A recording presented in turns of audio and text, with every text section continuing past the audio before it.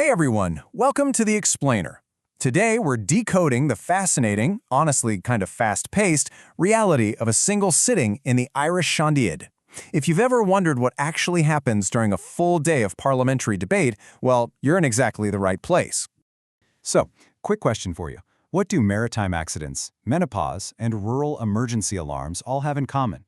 I know it sounds like a completely random mix of topics, but the answer is that they were all passionately debated on the exact same day by national lawmakers. The gears of policy turn on literally everything, from international treaties down to highly localized, deeply personal issues, all within just hours of each other. To make sense of the more than 22,000 words of debate today, we've broken the day down into 4 quick chapters. 1. A day in the Seanad. 2. Overhauling marine accident investigations. 3. The fight for women's health. And 4. Protecting rural communities. Let's get right into it. Starting with Chapter 1, A Day in the Seanad, the March 4th snapshot. Parliamentary debates can seem pretty chaotic from the outside, jumping from one topic to the next, so let's just look at the sheer volume of work accomplished in this single sitting. The scale of the day is incredible. We're talking 32 different speakers firing off 78 speeches. In just a few hours, over 22,600 words were spoken on the floor. It takes a massive amount of coordination to move that many voices through the legislative process in just one day.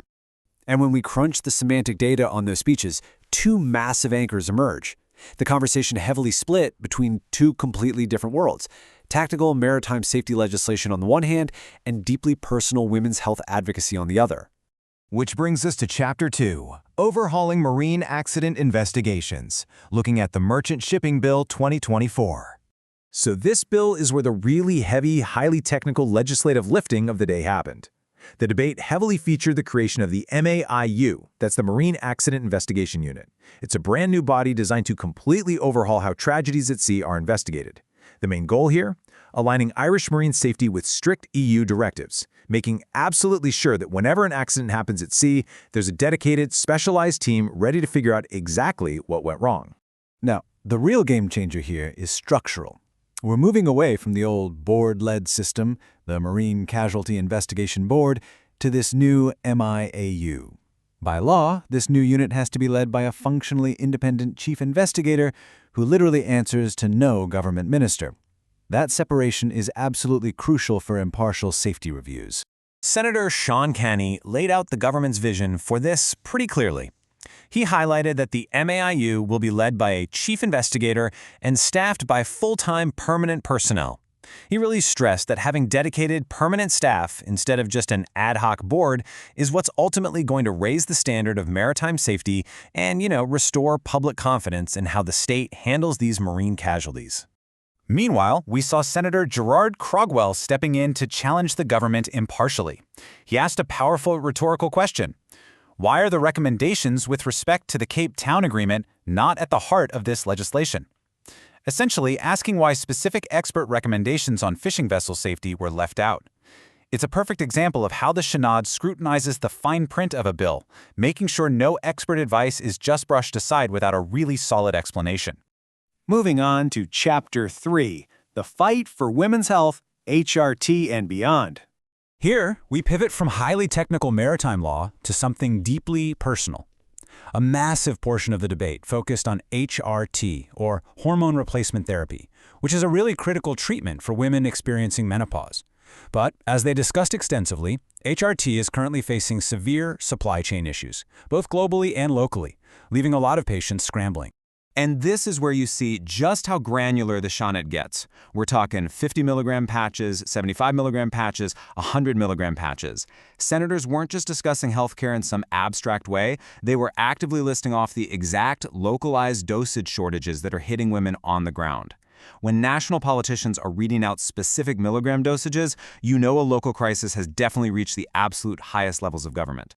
Senator Mary Fitzpatrick really hit the nail on the head regarding the real-world impact. She stated flat out that this shortage is causing significant distress, worry, and expense for the people who depend on it. Using really direct language, she urged the Department of Health and pharmacies to step up and fix this. Because this isn't just an inconvenience, right? It's a matter of physical and mental health that's causing daily anxiety and expense for thousands of women. Finally, Chapter 4, Protecting Rural Communities, From Alarms to Housing. In this last cluster, the survival and infrastructure of rural Ireland took center stage. Senators brought up a barrage of highly localized issues. They talked about how multi-network SIM cards for emergency personal alarms completely failed the elderly during Storm Éowyn. They debated strict planning rules that are essentially pushing families out of the Gaeltacht. And they dug into the absolute logistical headache of special school transport and bus escorts. On the housing front, Senator Nicole Ryan passionately framed the Gaeltacht planning issue, these are Ireland's native-speaking regions, not just as zoning, but as a crisis of cultural survival. She asked, how can we expect the Gaeltacht to survive if people cannot live there? Because if young, local Irish speakers can't get permission to build a house in their own community, the language itself is at immediate risk. And you could see a shared urgency across the aisle here.